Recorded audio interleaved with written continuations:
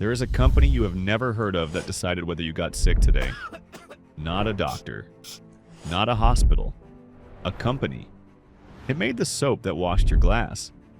It made the sanitizer that wiped your table. It made the chemical that kept the meat in your lunch from quietly poisoning you. And you don't know its name, which is exactly how it wants things. $16 billion a year. 170 countries. Around 3 million locations on Earth. Your restaurants, your hospitals, your hotels. The factories that make your food. It is everywhere you eat and everywhere you heal. And it is invisible on purpose. Now here's the part that should stop you cold. The same company that sells itself as the world's protector of clean water once poured nearly 2 million gallons of a disputed chemical into the Gulf of Mexico. And its single largest owner is one of the most famous men alive. It began with a stain on a hotel carpet in 1923. It runs straight through the worst oil spill in American history. And it ends in your kitchen tonight.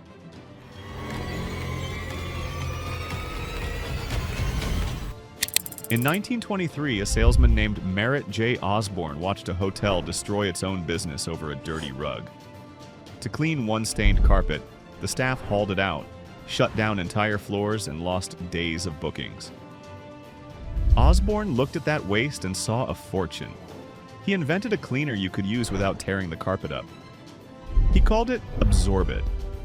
He named the company Economics Laboratory, science aimed at saving people time and money.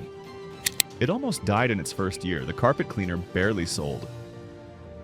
Osborne, desperate, got hold of a strange powder that didn't foam, made by a university chemistry student, and noticed it cleaned far better than ordinary soap inside the new mechanical dishwashers restaurants were just beginning to install. That product was Soylax, and it taught Osborne the one idea this entire empire is built on. He wasn't selling soap. He was selling dependence. Sell the machine. Sell the chemical that only works in that machine. Sell the service that keeps both alive.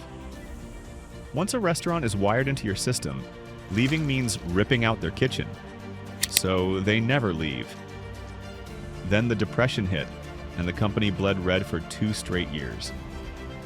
By one account, it clawed back to profit in 1934 with a grand total of $98. $98. That is the seed that became a $16 billion machine. But soap was never going to make this company untouchable. Water did that, and the water came with a secret bolted to it.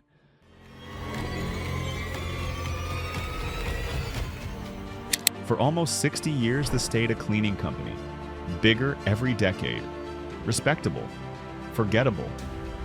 Then in 2011, it spent $8 billion on a move almost nobody outside Wall Street noticed. It bought a company called Nalco. Nalco didn't wash dishes. Nalco treated water. The water inside refineries, power plants, factories, and offshore oil rigs. The invisible chemistry that stops industrial machinery from corroding itself into scrap. Understand what that purchase did. Every power plant needs treated water or its turbines rot. Every data center humming behind your phone needs it. Every refinery needs it.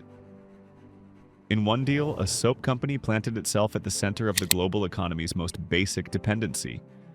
Water. The one thing nothing runs without. That is the moment it stopped being a vendor and became something closer to infrastructure. You don't rip out infrastructure. Doing it risks shutting your whole plant down. That is the moat. It is why this company is almost impossible to kill. But Nalco didn't only hand them the water business, it handed them a chemical.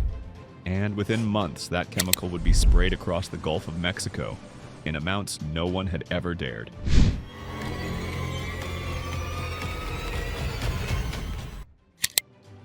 April 20th, 2010. The Deepwater Horizon rig explodes. 11 workers die. Crude pours into the Gulf of Mexico and refuses to stop for months. Around 134 million gallons of oil flood the sea. The worst offshore spill in American history. Live streamed on cable news while the entire country watches engineers fail to plug it. BP needed the oil gone from the surface before it swallowed every beach on the coast.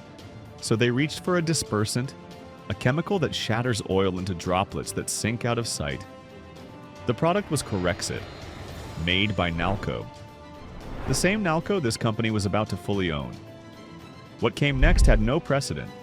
Crews poured roughly 1.8 million gallons of Corexit into the Gulf, more than any spill response in U.S. history. And they didn't just spray it from planes and boats. BP injected it nearly a mile underwater, straight into the wound at the wellhead, in a way it had never been tested for. About 48,000 people were hired to clean the Gulf. They worked knee-deep in oil and chemical, dragging booms, scrubbing shoreline, lifting soaked birds out of the water.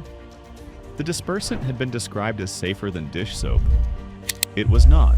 Workers reported rashes, headaches, breathing trouble, bleeding. A major study in environmental health perspectives later tied Corexit exposure to respiratory, skin, and eye symptoms across that cohort. And when the EPA demanded Nalco reveal the full formula of what was being sprayed across the ocean, the company refused. The lawsuits came by the thousands. Negligence, injury, a product critics called more toxic than the oil it was fighting. So how did Nalco walk away clean? In 2012, a federal judge threw the injury claims out. Read the ruling closely. He never said Corexit was safe. He said the federal government had ordered its use so the manufacturer couldn't be held liable. Nalco didn't choose where, when, or how much went into the water. An Ecolab spokesman summed up the reaction in one word: ecstatic. 15 years later, most of those sickened workers have received almost nothing. The case is stalled.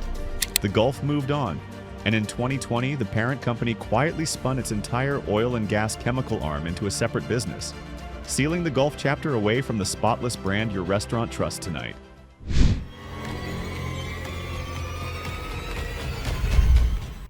In 2025, it brought in just over $16 billion in sales and around $2 billion in pure profit.